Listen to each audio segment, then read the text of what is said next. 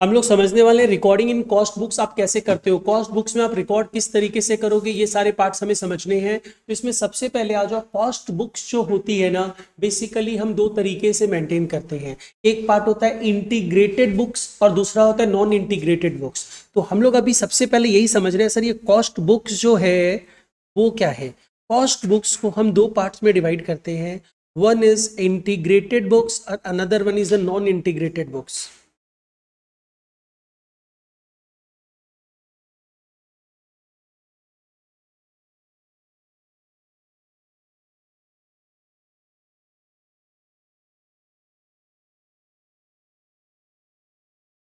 ठीक है, तो दोनों में डिफरेंस क्या होता है। देखो, integrated books and non integrated books लिखना है, देखना नहीं है। Integrated books and non integrated books, तो देखो इंटीग्रेटेड बुक्स में अगर अपने जाते हैं तो इंटीग्रेटेड बुक्स और नॉन इंटीग्रेटेड बुक्स में डिफरेंस ये होता है, अगर आप फाइनेंशियल अकाउंट्स की बुक्स और कॉस्ट बुक्स को एक साथ मेंटेन करते हो, मतलब आप एक कॉपी बना के रखे हो, उसी में फाइनेंशियल ट्रांजैक्शंस भी रिकॉर्ड करते हो, कॉस्ट की इंफॉर्मेशन भी रिकॉर्ड करते हो, तो that type of books is known as the integrated books. ठीक है, तो where cost books and financial books are kept together are integrated books, where cost books and financial books, where cost books and financial books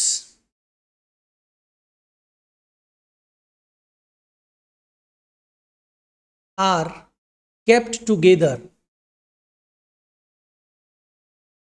अगर cost books को financial books को आप साथ में maintain करोगे तो in such a case that type of book is known as the integrated books. ठीक है, और नॉन इंटीग्रेटेड क्या होता है, जब कॉस्ट बुक सेपरेटली मेंटेन करो, फाइनेंशियल बुक सेपरेटली मेंटेन करो।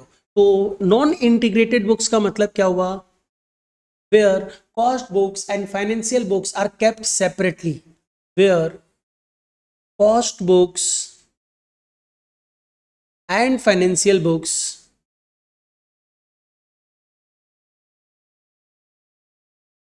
are kept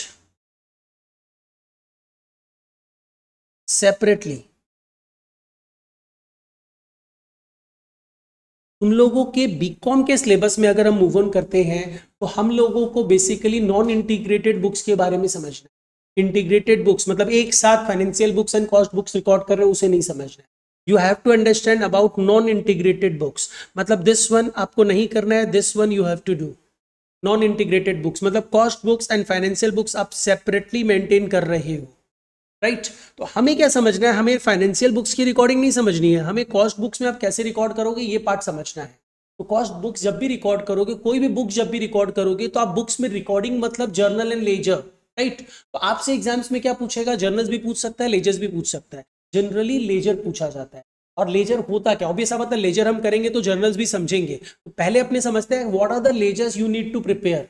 कॉस्ट बुक्स बनाने के लिए आपको कौन कौन से लेजर्स बनाने होंगे, राइट। तो सबसे पहले आप लिख लो, आप कौन सी बुक मेंटेन कर रहे हो, नॉन इंटीग्रेटेड बुक्स मतलब ओनली कॉस्ट बुक्स में रिकॉर्डिंग समझ रहे हो, आपको लेजर्स मेंटेन करनी है, ledgers to be maintained, ledgers to be maintained. आपको कौन कौन से लेजर्स मेंटेन करने हैं। देखो बेसिकली देखा जाए ना तो तुम लोग इसको कॉस्ट शीट से रिलेट कर सकते हो। कॉस्ट शीट में सबसे पहले अपने क्या लेते हैं, मटेरियल्स लेते हैं ना। मतलब जब भी फिनिश गुड्स बनेगा तो कैसे बनेगा, रॉ मटेरियल्स रहेगा, वो WIP में जाएगा, देन फिनिश गुड्स बनेगा। तो आप एंट्री भी उसी तरीके से करोगे। मतलब आपको लेजर्स जो मेंटेन करने हैं, क्या क्या लेजर्स मेंटेन करने पता है। मटेरियल्स के लिए जो लेजर होता है उसे बोला जाता है स्टोर्स लेजर, और यहाँ पे सारे कंट्रोल अकाउंट्स बनते हैं, एक्चुअल अकाउंट्स नहीं है। तो बेसिकली क्या होगा, आप मटेरियल्स के लिए जो अकाउंट बनाओगे that is known as the stores ledger control account. ठीक है, एडजस्टमेंट अकाउंट भी बोल सकते हो, स्टोर्स लेजर कंट्रोल अकाउंट। तो क्या क्या अकाउंट्स होगा, देखो यहाँ पे तीन चीज मैंने अभी बताया, क्या क्या होगा, रॉ मटेरियल्स होगा, WIP होगा, फिनिश गुड्स होगा। तो इन तीनों का अकाउंट बनेगा, stores ledger control account, WIP control account, finish goods control account. ये तीन अकाउंट तो बन गया। चलो लिख लो, लेजर्स टू बी मेंटेन में क्या क्या लेजर बनाना है। Number 1 stores ledger control account, number 2 WIP control account. Stores ledger control account is like material, cost sheet को रिलेट करना, एंट्री इजीली समझ पाओगे। नेक्स्ट आ जाओ, इसके बाद अपने बनाएंगे WIP control account, WIP control account तो WIP अकाउंट ही है, उसमें तो कुछ है नहीं। ये कौन सा अकाउंट है? WIP अकाउंट है। इसके अलावा तीसरा अकाउंट अपना क्या है? Finish goods control account.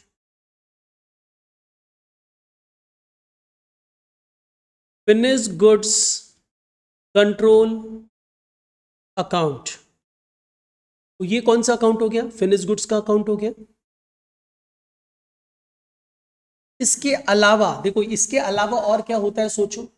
Cost sheet बनाते समय क्या क्या पार्ट होता है? वेजेस होता है ना, यानी आप एक अकाउंट क्या बनाओगे? Wages control account. तो लिख लीजिए next one, wages control account.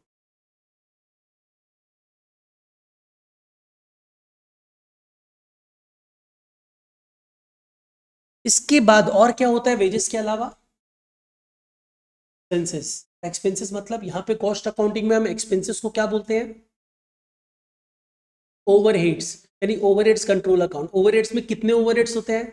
Administrative overhead, factory overhead और सेलिंग एंड डिस्ट्रीब्यूशन ओवरहेड, सबके कंट्रोल अकाउंट बनेंगे। यानी हम बोल सकते हैं यहाँ पे ओवरहेड कंट्रोल अकाउंट हम एक बार लिख दे रहा है, इसको 3 पार्ट में डिवाइड कर दे रहा है। 3 पार्ट में क्या क्या डिवाइड कर रहे हो आप? एक फैक्ट्री ओवरहेड कंट्रोल अकाउंट और एडमिनिस्ट्रेटिव ओवरहेड कंट्रोल अकाउंट और एक selling and distribution overhead control account, right. इसके अलावा इन सब, ये तो सारे कॉस्ट आइटम्स है। सारे कॉस्ट को लेने के बाद आपको क्या पता चलता है? जो अल्टीमेट कॉस्ट होता है, ultimate cost is the prime cost, work cost, ultimate cost that is the cost of sales, right. तो एक आपको कॉस्ट ऑफ सेल्स अकाउंट बनाना पड़ेगा। बट नहीं, प्रोडक्शन कंट्रोल, प्रोडक्शन अकाउंट नहीं बनता है, अल्टीमेट अकाउंट बनेगा, that is the cost of sales account, क्योंकि उसी के बेसिस पे प्रॉफिट निकलेगा आपका। तो cost of sales account last में जो बनता है, कॉस्ट निकलता है, that is the total cost, is the cost of sales, not cost of production. Cost of production selling and distribution overhead के पहले कैलकुलेट होता है। इसके अलावा आपको एक और अकाउंट बनाना पड़ेगा, सेल्स अकाउंट, और एक अल्टीमेट अकाउंट आपको बनाना पड़ेगा, that is a cost ledger control account. Cost ledger control account, क्योंकि कॉस्टिंग में आप जब रिकॉर्डिंग करते हो तो एक्चुअली में कैश तो नहीं दिखा रहे हो ना कि आउटफ्लो हो रहा है कि इनफ्लो हो रहा है, क्योंकि कैश का आउटफ्लो इनफ्लो तो फाइनेंशियल बुक्स दिखाता है ना। और आप इंटीग्रेटेड बुक्स बना नहीं रहे हो, आप क्या कर रहे हो? आप सेपरेट बुक्स बना रहे हो। तो इन सच केस रिकॉर्डिंग का तरीका थोड़ा सा वेरी करेगा, और क्या वेरी करेगा वो अपने को समझना है। एंट्री इजीली समझो, एंट्री अगर समझ में आ गया तो लेजर पोस्टिंग तो बाय डिफॉल्ट समझ में आ जाएगा। तो चलो नेक्स्ट एंट्रीज में आओ, जर्नल एंट्रीज। क्या बोल रहे हो? प्रॉफिट अकाउंट कैसे बनेगा? अकाउंट यही सब बनेगा और कुछ नहीं बनेगा। मैक्सिमम अकाउंट मैंने दे दिया कि ये सब बनेगा। आप सारे कॉस्ट अकाउंट बनाओगे, उसके बाद टोटल कॉस्ट अकाउंट बनाओगे, सेल्स दिखाओगे तो प्रॉफिट अपने आप निकलेगा। कॉस्ट लेजर कंट्रोल अकाउंट एक होता है, हाँ एक अकाउंट आप बना सकते हो, that is costing PL account. Costing PL account वो भी सम पूछेगा तो। कॉस्टिंग पीएल अकाउंट एक अकाउंट है जो आपको बनाना पड़ सकता है।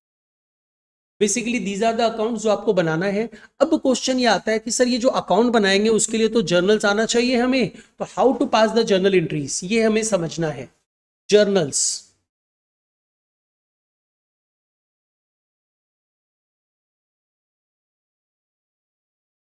नंबर 1, 1 बाय 1 समझना। आपने रॉ मटेरियल परचेज किया, तो रॉ मटेरियल परचेज किया तो आप क्या एंट्री पास करोगे? Purchases of raw materials. ध्यान देना, आप जो ये कर रहे हो ये बेसिकली कॉस्ट बुक्स है, फाइनेंशियल बुक्स नहीं है। यहाँ पे पैसों का आउटफ्लो इनफ्लो नहीं दिखाना है हमें। तो हमें सबसे पहले ध्यान दो, हमने मटेरियल परचेज किया तो मैं एंट्री क्या करता? नॉर्मली जो तुम लोग फाइनेंशियल अकाउंट्स में पढ़ते आए हो, क्या एंट्री पास करते? मटेरियल्स अकाउंट डेबिटेड, परचेज की जगह मटेरियल्स ही लिख दे रहे हैं, materials account debited to cash या बैंक अकाउंट। यहाँ पे आप मटेरियल्स की जगह कौन सा अकाउंट ओपन किए हो?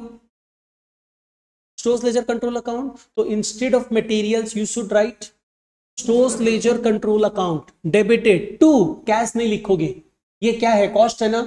तो ऑलवेज आपको क्या करना है, यहाँ पे टू कैश नहीं दिखाना है, क्योंकि टू कैश तो फाइनेंशियल बुक्स दिखाएगा, फिर हम कॉस्ट बुक में भी टू कैश दिखा देंगे तो डबल बार कैश का आउटफ्लो दिख जाएगा।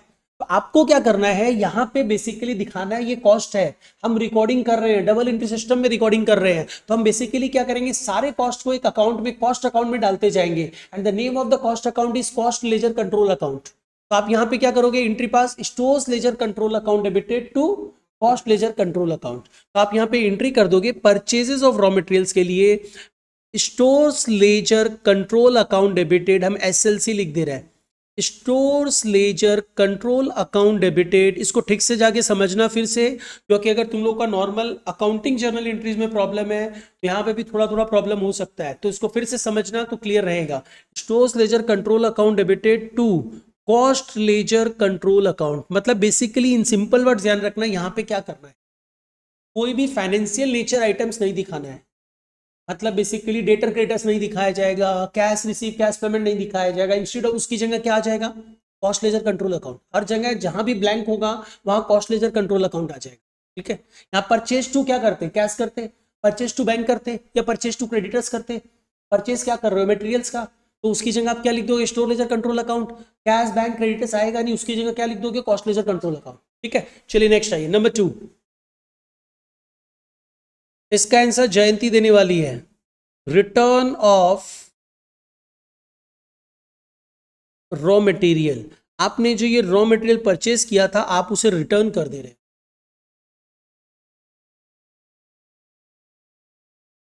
हैं। कुछ कुछ चीजों को ना तुम लोगों को अपने आप समझना पड़ेगा।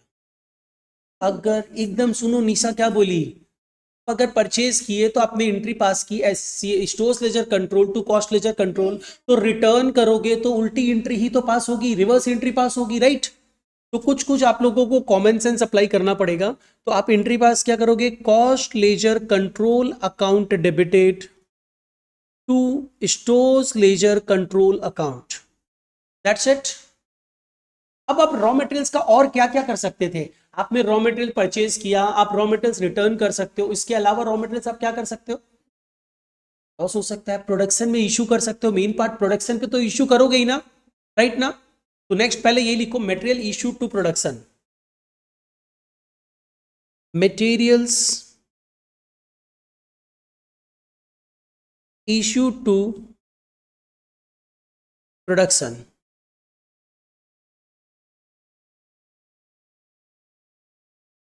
तो मटेरियल्स अगर प्रोडक्शन के लिए इशू करते हो तो क्या एंट्री होनी चाहिए, जैसे ही मटेरियल्स को आप प्रोडक्शन में डालोगे वो मटेरियल नहीं रहेगा, क्या हो जाएगा, WIP हो जाएगा, राइट ना। थोड़ा थोड़ा यहाँ पे कॉमन सेंस अप्लाई करो, जैसे ही मटेरियल्स को प्रोडक्शन में डालोगे वो WIP हो जाएगा, और WIP हो जाएगा तो आप क्या एंट्री करोगे, WIP account debited to materials convert हुआ ना WIP में, एकदम सही बोल रही है, WIP control account debited to stores ledger control account. Materials कम हो गया, WIP बढ़ गया, एंट्री लिख लीजिए, WIP control account debited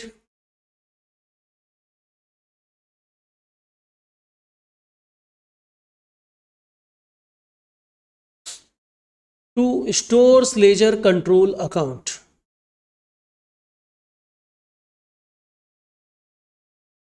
next आ जाइए, आप वेजेस भी तो इंकर करते हो, वेजेस इंकर होगा तो क्या एंट्री पास करेंगे, चलिए देखिए बताइए, एक बार सोचो, वेजेस इंकर करेंगे तो आदित्य क्या एंट्री होना चाहिए, कॉस्ट लेजर कंट्रोल अकाउंट। चलो ठीक है, लिख low wages incurred,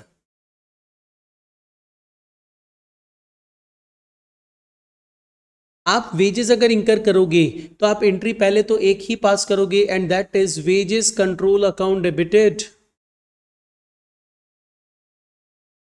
to cost ledger control account. लेकिन इफ यू कैन रिमेंबर, हम लोगों ने कॉस्ट शीट में समझा था कि ये वेजेस दो तरीके का होता है, एक डायरेक्ट वेजेस होता है और दूसरा, ठीक है ना। तो अदिति यू आंसर, ये डायरेक्ट वेजेस जो होता है आप उसे कहां दिखाते थे कॉस्ट शीट में,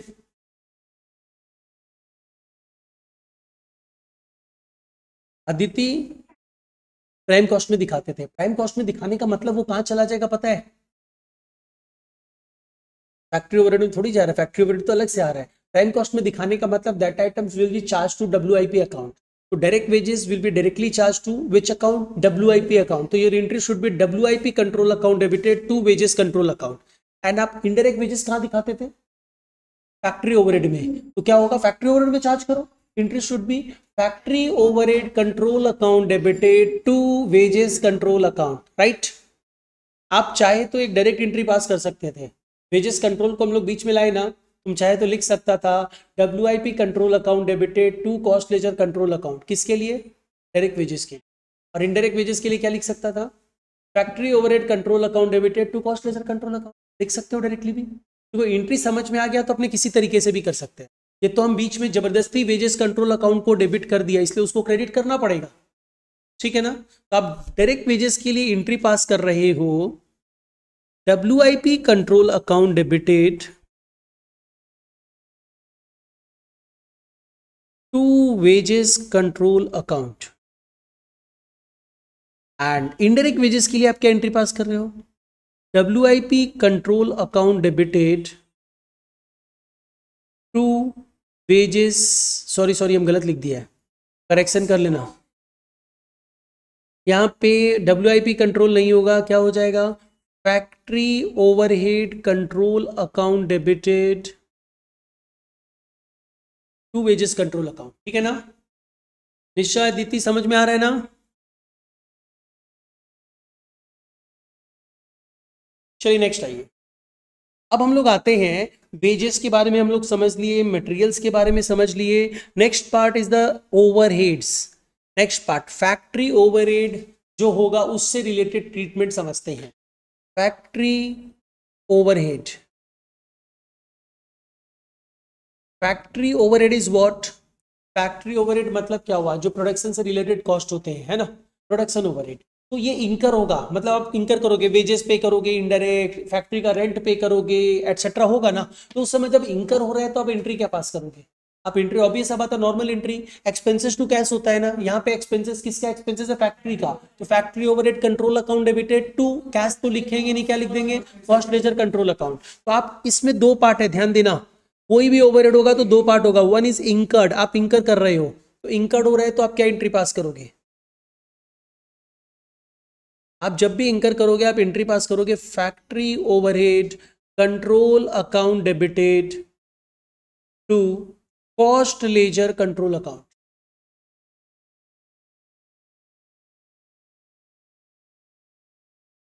अब देखो, तुम लोग जैसे अभी रिकंसिलिएशन भी कर रहा था तो वहां पे factory overhead, under recovered, administrative overhead, over recovered, ऐसा टर्म था ना.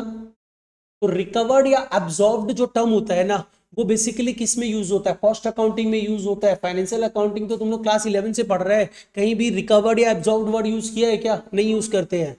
रिकॉर्डिंग होता है, पोस्टिंग होता है, ये सब होता है. यहाँ पे एब्जॉर्ब्ड या रिकवर्ड वर्ड का मतलब क्या होता है? हम लोग क्या करते हैं, कॉस्ट अकाउंटिंग अगर तुम लोग को याद हो, हम सबसे पहले तुम लोग को बोला था कॉस्ट अकाउंटिंग किस डेटा को रिकॉर्ड करता है? बजटेड डेटा को रिकॉर्ड करता है. तो हम लोग एडहॉक बेसिस पे मान लेते हैं फैक्ट्री ओवरहेड WIP में इतना ही चार्ज होगा, तो दैट इज कॉल्ड रिकवर्ड इतना हुआ या एब्जॉर्ब्ड इतना हुआ, राइट. लेकिन इंकर तो कुछ और अमाउंट होगा. आपने वेजेस पे किया 10,000 रुपया, लेकिन आपने बुक्स में कॉस्टिंग में दिखाया 12,000 रुपया का वेजेस लगेगा, तो वो रिकवर्ड हुआ. हाँ, ये ओवर रिकवर्ड हुआ. तो रिकवर्ड तो हो रहा है ना. तो बेसिकली कॉस्टिंग में जो एब्जॉर्ब्ड होता है, जो बजटेड डेटा होता है, वो रिकॉर्ड करते हो. वो रिकॉर्ड करोगे तो उसको क्या करोगे? आप जो फैक्ट्री ओवरहेड एक्चुअली में रिकॉर्ड कर रहे हो, मतलब रिकवर्ड कर रहे हो, उसी को तो WIP में चार्ज करोगे.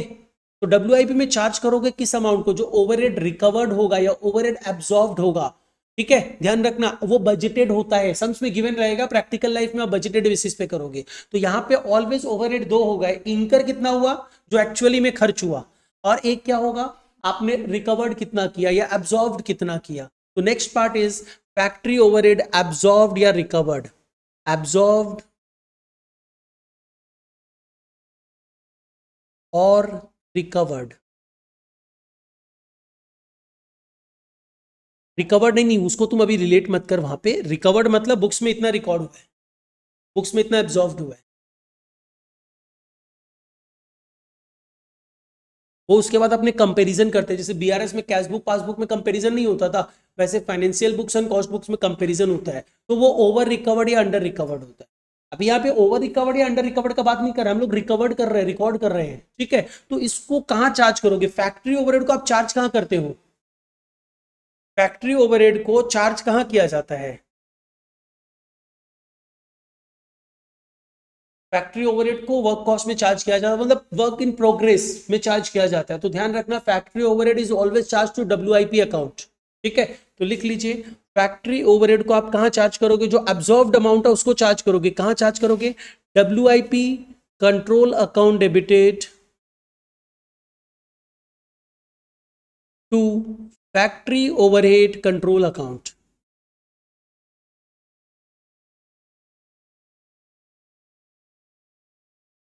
ठीक है, ये बात हो गई फैक्ट्री ओवरहेड की। अब तुम लोगों को क्वेश्चन का आंसर देना है जो मैं पूछूंगा। एडमिनिस्ट्रेटिव ओवरहेड, एडमिनिस्ट्रेटिव ओवरहेड ये भी इंकर्ड होगा, ये भी एब्जॉर्ब्ड होगा। इंकर्ड, दूसरा पार्ट इज एब्जॉर्ब्ड। तो जब भी एडमिनिस्ट्रेटिव ओवरहेड इंकर्ड होगा तो क्या एंट्री पास करेंगे ऋषि?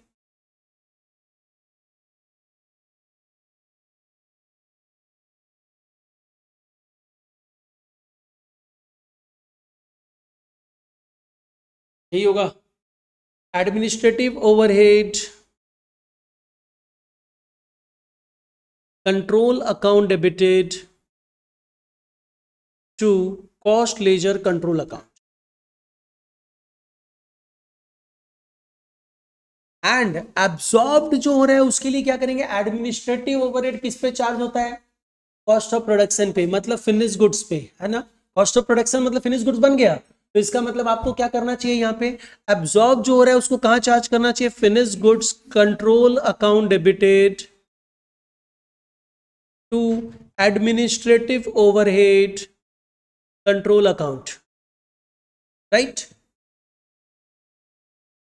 चलिए नेक्स्ट आइए, number 7, selling and distribution overhead.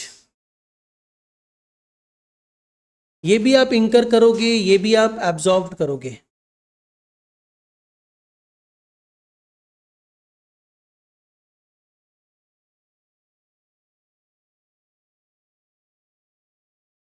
तो आप जब इंकर कर रहे हो सेलिंग एंड डिस्ट्रीब्यूशन ओवरहेड, उसकी एंट्री तो इजीली बता सकते हो। तुम बता जयंती, क्या एंट्री होना चाहिए?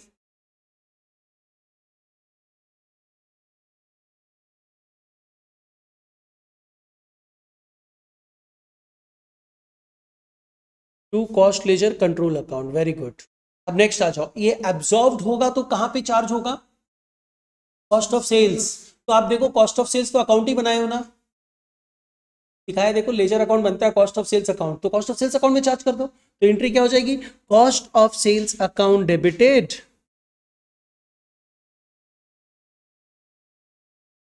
To selling and distribution overhead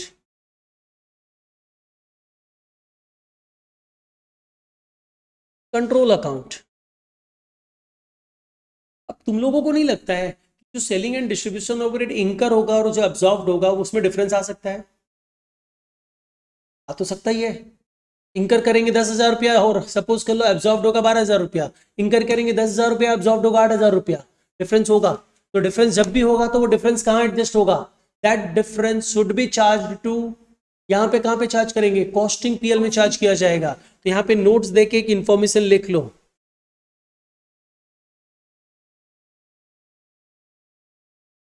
difference between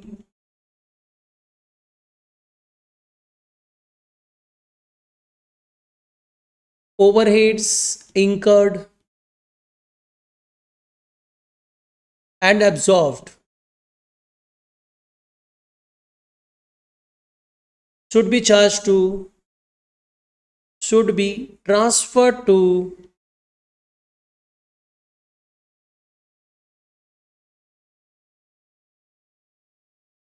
costing PL account. Transfer इसलिए लिखा, वो डेबिट और क्रेडिट दोनों हो सकता है, ठीक है। कम बेसी कुछ भी हो सकता है, तो अपने चार्ज वर्ड यूज करना मतलब तो एक्सपेंसेस का ही बात करते हैं, जो एक्स्ट्रा चार्ज हो रहा है, तो इसीलिए हम ट्रांसफर वर्ड यूज कर दिया है कि आप जो भी होगा ट्रांसफर कर दोगे। कहाँ ट्रांसफर करोगे? कॉस्टिंग पीएल में ट्रांसफर करोगे। अब देखो आपने क्या किया, समझना, वेजेस जो था उसे कहाँ ट्रांसफर कर दिया था? कॉस्टिंग नहीं, डब्ल्यूआईपी कंट्रोल में या फैक्ट्री ओवरहेड कंट्रोल अकाउंट में। फैक्ट्री ओवरहेड कंट्रोल कहाँ ट्रांसफर हो गया? डब्ल्यूआईपी में। और एडमिनिस्ट्रेटिव ओवरहेड कहाँ ट्रांसफर हो गया? एडमिनिस्ट्रेटिव ओवरहेड फिनिश गुड्स में ट्रांसफर हो गया। Selling and distribution overhead cost of sales में ट्रांसफर हो गया। सब ट्रांसफर हो गया ना। अब जो बेसिकली ध्यान दो, स्टोर्स लेजर को आपने कहाँ ट्रांसफर किया? जैसे ही प्रोडक्शन में भेजा था डब्ल्यूआईपी में ट्रांसफर किया, तो भाई डब्ल्यूआईपी अकाउंट में जो है वो कहाँ ट्रांसफर होगा? डब्ल्यूआईपी क्या हमेशा डब्ल्यूआईपी रह जाएगा? वो फिनिश गुड्स में कन्वर्ट हो जाएगा। तो डब्ल्यूआईपी का जो बैलेंस होता है वो कहाँ ट्रांसफर किया जाता है? फिनिश गुड्स कंट्रोल अकाउंट में ट्रांसफर किया जाता है। 1 बाय 1 ट्रांसफर समझना है तुम लोगों को, ठीक है ना। स्टोर्स लेजर डब्ल्यूआईपी में ट्रांसफर हुआ, डब्ल्यूआईपी कहां ट्रांसफर होगा? फिनिश गुड्स में ट्रांसफर होगा। फिनिश गुड्स कहां ट्रांसफर होगा? कॉस्ट ऑफ सेल्स में ट्रांसफर होगा। कॉस्ट ऑफ सेल्स अल्टीमेटली कहां ट्रांसफर हो जाएगा? कॉस्ट है, कॉस्टिंग पीएल में ट्रांसफर करेंगे, राइट। तो चलो नेक्स्ट लिखो, कौन सा नंबर एंट्री है? 8th number. बैलेंस इन डब्ल्यूआईपी कंट्रोल अकाउंट, बैलेंस इन डब्ल्यूआईपी कंट्रोल अकाउंट जो बेसिकली क्या चीज को रिप्रेजेंट करेगा पता है? बैलेंस इन डब्ल्यूआईपी कंट्रोल अकाउंट क्या बता रहा है ये? कि इतना प्रोडक्शन हुआ है ना। जो डब्ल्यूआईपी फिनिश गुड्स में कन्वर्ट हो रहा है वही तो प्रोडक्शन हुआ होगा, तभी तो कन्वर्ट हो रहा है, राइट। डब्ल्यूआईपी फिनिश गुड्स में कन्वर्ट हो रहा है मतलब प्रोडक्शन हो रहा है। तो basically that represents cost of production. और इसे आप जब ट्रांसफर करोगे एंट्री क्या कर दोगे? सोचो बताओ तो, तुम लोग को हम कंसेप्ट तो दे चुका है। क्या बता रहा था नेहा एंट्री? भाई नेहा तेरा नाम है?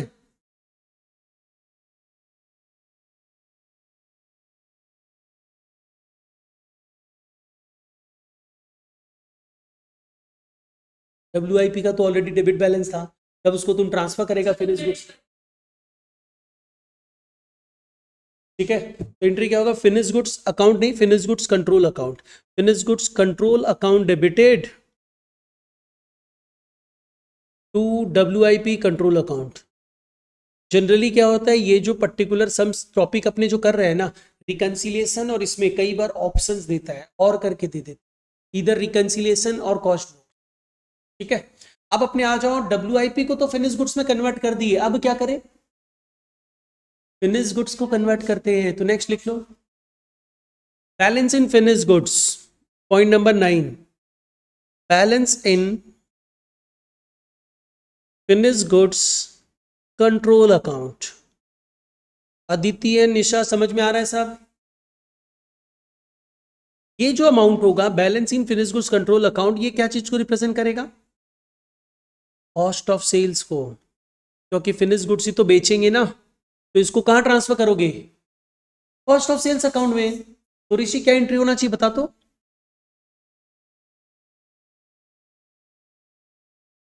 Yes, cost of sales account debited to finish goods control account.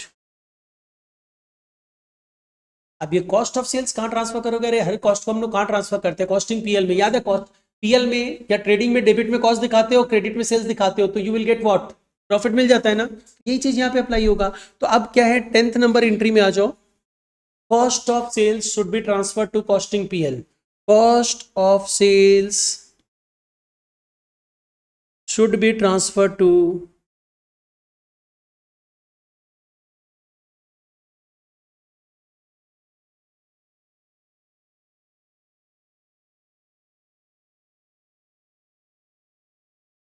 To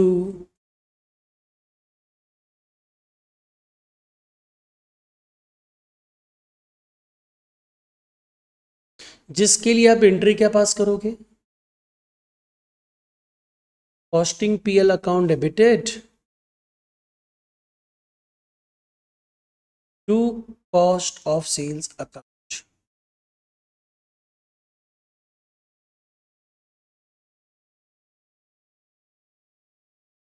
next, sales को रिकॉर्ड करते हैं।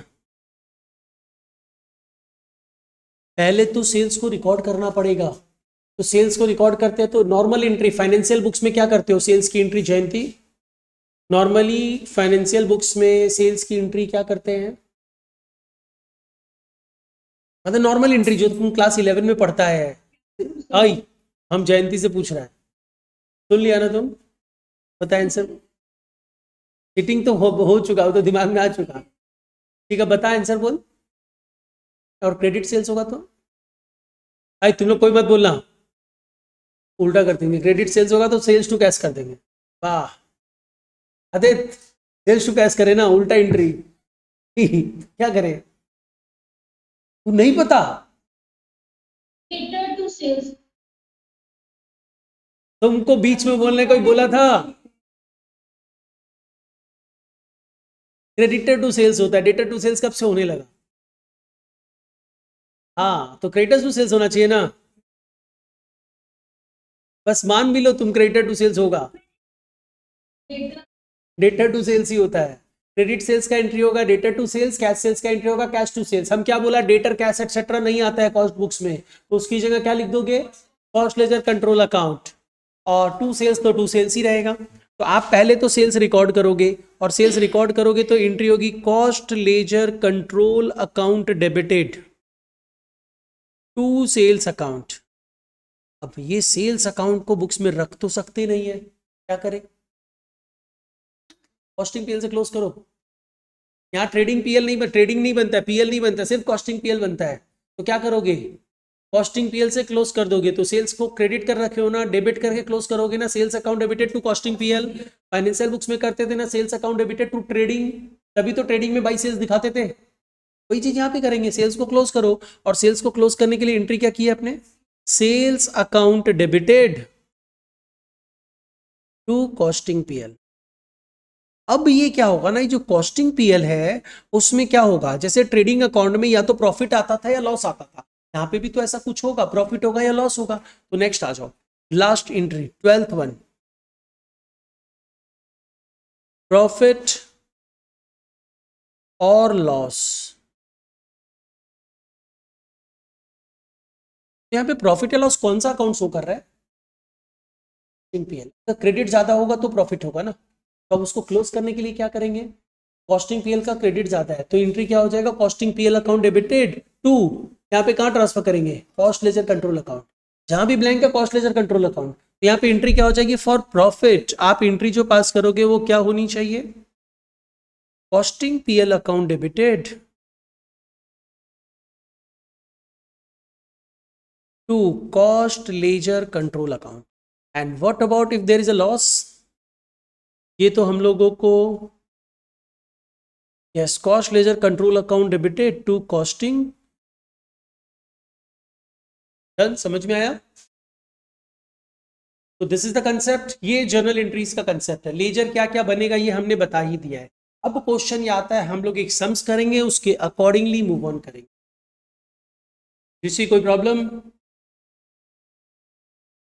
ओके देखो सबसे पहले अपने को यहाँ पे जर्नल एंट्री करने बोला, नॉन इंटीग्रेटेड बुक्स में बोल रहा है materials worth ₹25,000 return to stores. अपने यहाँ पे क्या एंट्री पास करेंगे, हम यहाँ पे एंट्री पास करने वाले हैं cost ledger control account debited to stores ledger control account and the amount is ₹25,000, right. अब आ जाइए नेक्स्ट वन। नेक्स्ट वन क्या पूछा है, बोल रहा है आपने टोटल वेजेस पे किया, ग्रॉस वेजेस पेड किया 48,000 का, जिसमें इंप्लॉय का कंट्रीब्यूशन जो था कितना है towards PF and state insurance 2,000 रुपया। मतलब अल्टीमेटली देखा जाए तो टोटल वेजेस कितना हुआ 50,000। टोटल तो 50,000 का वेजेस है ना, अरे पीएफ सब भी तो है। तो आप अल्टीमेटली क्या करोगे, क्योंकि वेजेस पेड किया है आपने इतना, तो ये जो पीएफ वाला अमाउंट तो पेड नहीं किया होगा, तो एक्चुअली में वेजेस तो कितना होगा 48,000, और 2,000 पे हम तुम्हारा पीएफ का पैसा रख लिया, तो वो भी तो तुम्हारा ही पैसा है। तो तुमको 48,000 दिया, 2,000 रख के रखा है, तो तुम्हारा कितना अमाउंट है 50,000। तो एक्चुअली में मेरा कॉस्टिंग तो 50,000 का ही है, 2,000 भले ही हम तुमको अभी नहीं दिया है, बाद में देना पड़ेगा। तो वेजेस तो कितने का है 50,000 का है। तो आप पहले एक एंट्री पास करोगे, वो एंट्री क्या होनी चाहिए, वेजेस कंट्रोल अकाउंट डेबिटेड।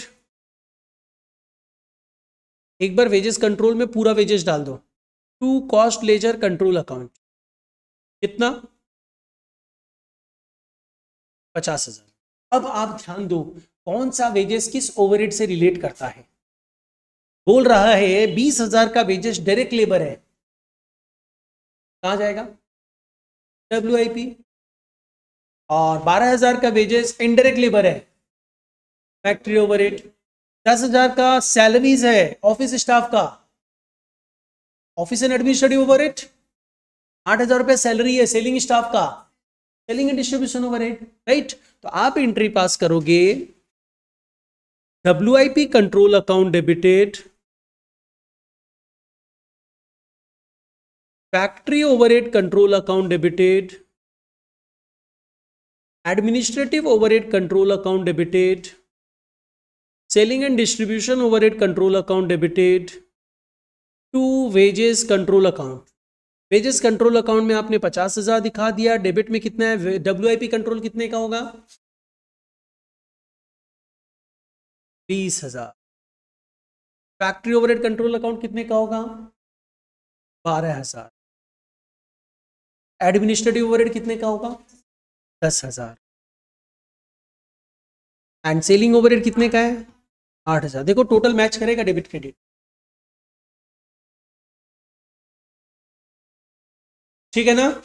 ऐसा क्वेश्चन भी पूछ सकता है तुम लोगों से, दैट टू फॉर 5 मार्क्स।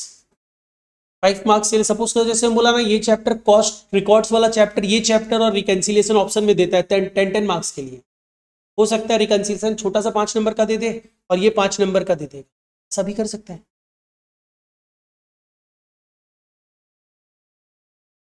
अब चलिए, अब हम लोग स्टार्ट करने वाले हैं सम नंबर 4।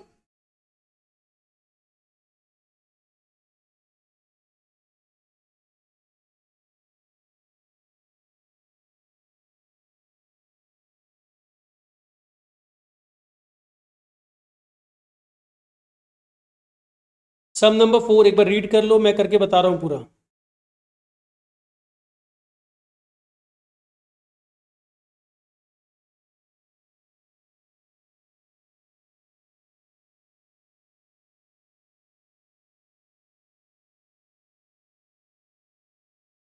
सब में आ जाओ, बहुत बात कर लिए।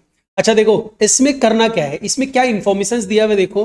सबसे पहले आ जाओ, यहाँ पे क्या दिया हुआ? बैलेंसेस दिया हुआ। ओपनिंग बैलेंस भी हमारे पास है, क्लोजिंग बैलेंस भी मेरे पास है, दिखा देते हैं। ओपनिंग बैलेंस क्या करे? स्टोर्स लेजर का ओपनिंग बैलेंस है, to balance brought down,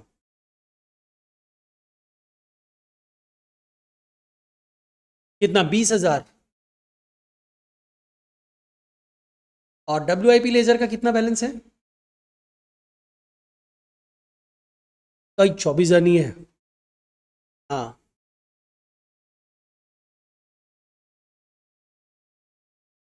and finish goods का कितना बैलेंस है?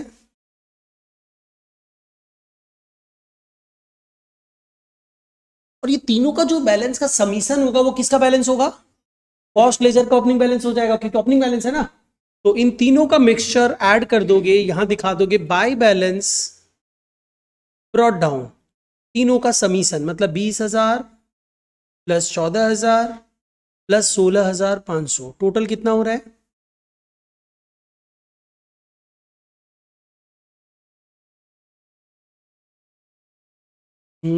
गलत गलत बताओ सिर्फ तुम, गलत बताया तो तुमको जाने नहीं देंगे, ध्यान रखना। अच्छा चलो नेक्स्ट आओ।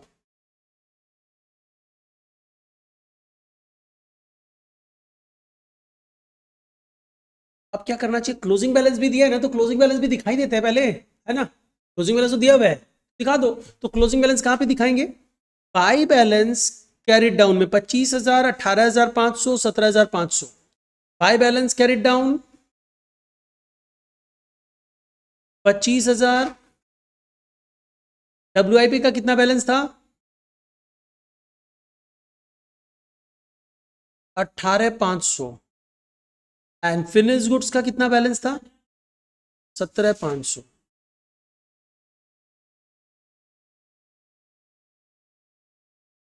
अब क्या करें? इन सब का mixture is the closing balance of CLC।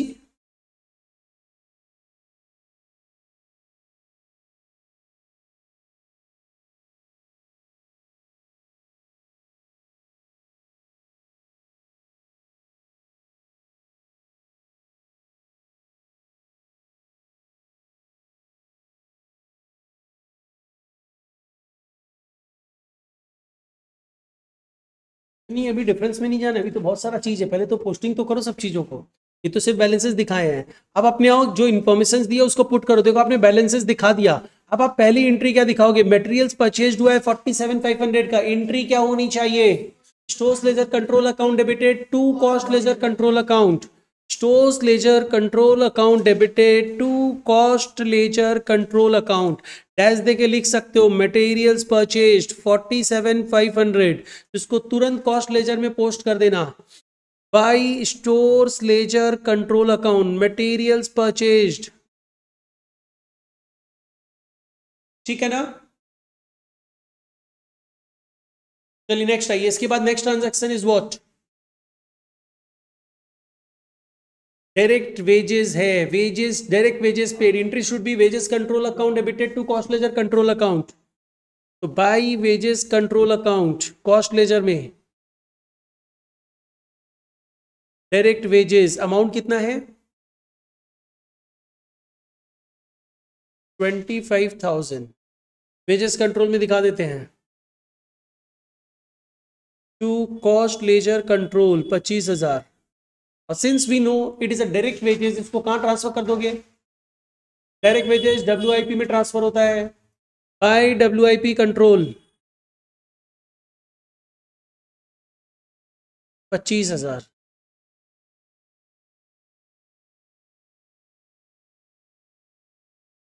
WIP control to wages control.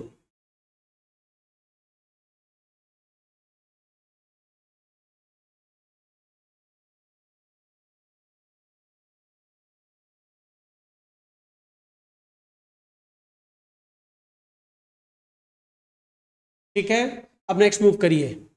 Overhead incurred हुआ है 12,500। एंट्री शुड बी, इंकर्ड का एंट्री हम क्या बताया था? Overhead control account debited to cost ledger control account. Overhead control account debited to cost ledger control account.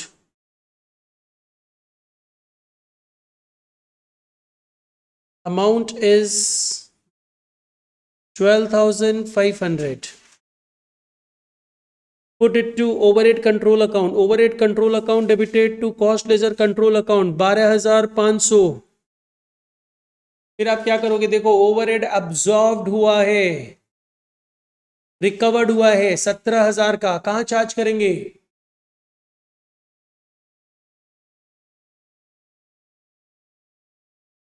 देखो generally क्या होता है ना कि अगर फैक्ट्री ओवरहेड रहता तो WIP में चार्ज करते, एडमिनिस्ट्रेटिव ओवरहेड रहता तो ये फिनिश गुड्स में चार्ज करते, और सेलिंग ओवरहेड रहता तो कॉस्ट ऑफ सेल्स में चार्ज करते। यहाँ पे कुछ नहीं पता तो फाइनल स्टेज पे चार्ज कर दो कॉस्ट ऑफ सेल्स पे। तो interest should be cost of sales account debited to overhead control account by cost of sales 12,500। नहीं सॉरी कितना है? 17,000 है। कॉस्ट ऑफ सेल्स में दिखा दो इसे, cost of sales account debited to overhead control account 17,000। अब क्या करोगे? सेल्स दिया हुआ है तो सेल्स का क्या किया जाए सर? सेल्स के लिए पहले एंट्री पास करते हैं CLC टू सेल्स। तो CLC टू सेल्स कितना था सेल्स? आदित्य निशा समझ में आ रहा है ना?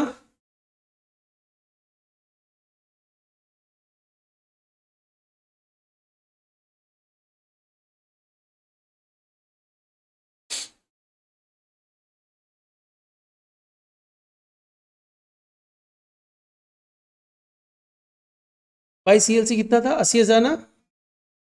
अब क्या करना है देखो, अब अकॉर्डिंग टू द ट्रांजैक्शंस आपने रिकॉर्डिंग कर दी, अब वन बाय वन अकाउंट को क्लोज करो। देखो पहले ध्यान दो, CLC को भी टच मत करना, SLC में आओ। SLC का बैलेंस, SLC से मटेरियल जो था WIP में ट्रांसफर होता है ना? दिया हुआ है ट्रांसफर होता है कितना? नहीं दिया हुआ है ना? तो ट्रांसफर तो किया होगा ना तुमने, तो दिखाओ। देखो वही तो शॉर्टफॉल आ रहा है, by WIP control account, by WIP control material issued.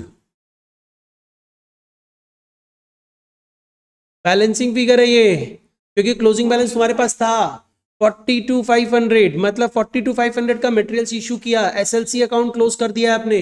अब यहाँ पे एंट्री क्या हुई, WIP कंट्रोल टू SLC, तो WIP control account debited to SLC, material issued. अब एक चीज सोचो, कॉस्ट ऑफ प्रोडक्शन तो होना चाहिए था ना पूरे साल में, हुआ है क्या, दिया हुआ था सब में कॉस्ट ऑफ प्रोडक्शन नहीं ना, तो पता चल जाएगा ना WIP कंट्रोल से, जो बैलेंसिंग फिगर होगा WIP कंट्रोल में वही तो कॉस्ट ऑफ प्रोडक्शन होगा। तो देखो क्रेडिट में शॉर्टफॉल आ रहा है, by finish goods control account, cost of production कितना, कॉस्ट ऑफ प्रोडक्शन 63,000 का है, that should be transfer to finish goods control account, balancing figure है ये भी।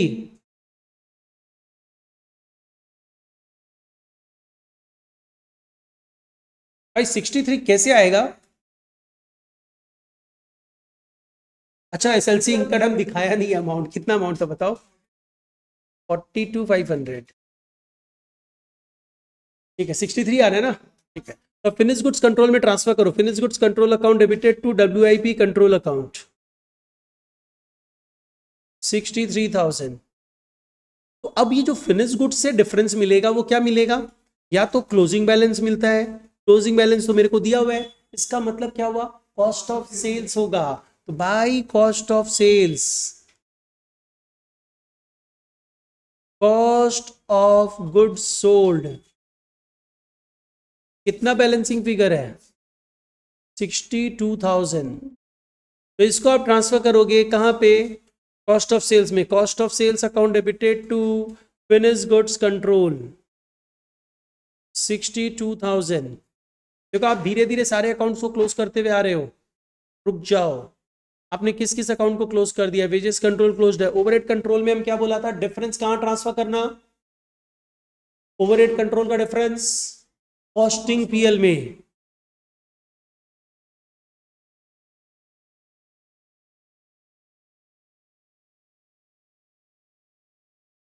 कितना डिफरेंस है 4,500, ये अकाउंट भी क्लोज, इसको कॉस्टिंग PL में ट्रांसफर करो, एंट्री होगा overhead control account debited to costing PL,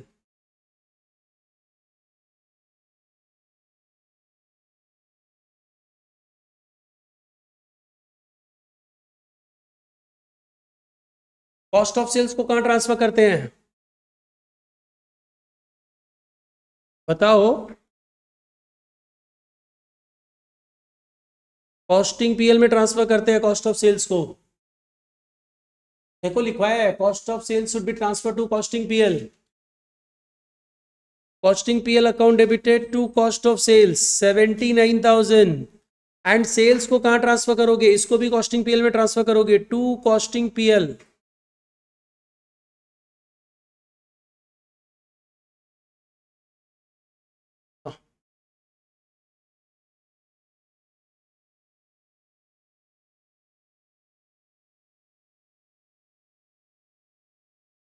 तो ट्रांसफर कर दिया ना, देख sales account debited to costing PL। अब कॉस्टिंग PL में जो डिफरेंस आएगा दैट इज अ प्रॉफिट और लॉस, तो देखो प्रॉफिट हो रहा है कि लॉस हो रहा है, शायद प्रॉफिट हो रहा है, 5,500 का प्रॉफिट है ना, तो 5,500 का प्रॉफिट आप कहां ट्रांसफर करोगे, cost ledger control account, profit transferred 5,500,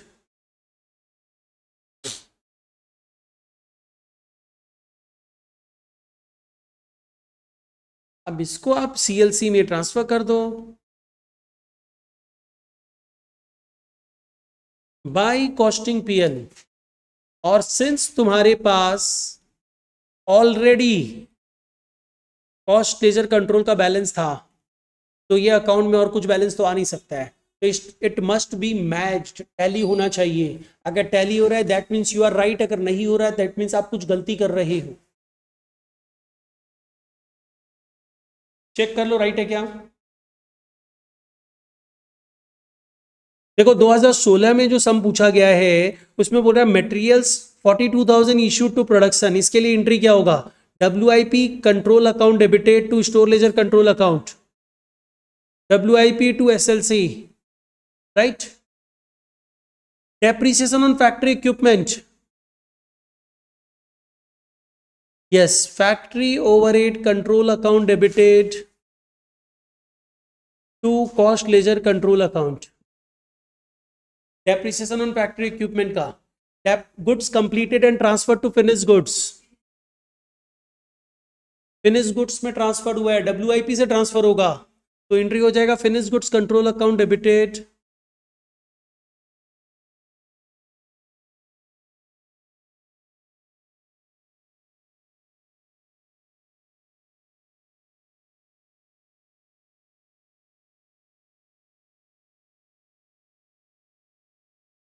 क्या फर्क पड़ता है, कॉस्टिंग में आउटस्टैंडिंग वेजेस ये सब कोई टर्म नहीं होता है, वो सिंपली एक ही एंट्री पास होगा, wages control account debited to cost ledger control account, एक ही एंट्री है, वेदर इट्स पेड और अनपेड एक ही एंट्री है। तो 15,000 से पूरा एंट्री अपने पास करेंगे और एंट्री क्या हो जाएगा, factory overhead control account debited to CLC। Costing में कैश या अनपेड कुछ डिफरेंस नहीं है, एक ही रिकॉर्डिंग दिखाना, वो फाइनेंशियल अकाउंट्स में दिखाएंगे सब चीज।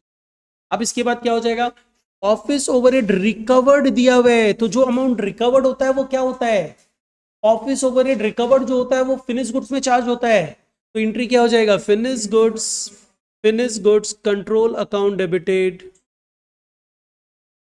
To office overhead control account, amount is 16,000। ये पूछ लिया तुमसे एक 10 नंबर के लिए, 5 एंट्री पूछा है, 2-2 नंबर का एंट्री, 10 मार्क्स मिल गया। वही तो मैं अभी बार बार इसको बोला कि अनपेड हो पेड हो कोई मैटर नहीं करता, अपने को तो एक एंट्री पास करना है। कॉस्टिंग में तुम कैश सेल्स हो तो भी एंट्री होता है cost ledger control to sales, और क्रेडिट सेल्स हो तो भी एक ही एंट्री होता है cost ledger control to sales.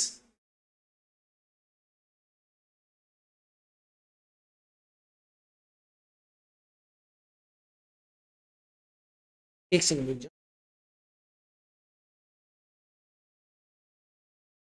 अच्छा देखो, एक सम जो हम लोग पहले कर लिए थे ना, वो सम भी 2011 में पूछा है, ये तुम लोग कर चुका है, देखो अपने दूसरी जगह से कर लिए तो पूछा होगा यहाँ पे।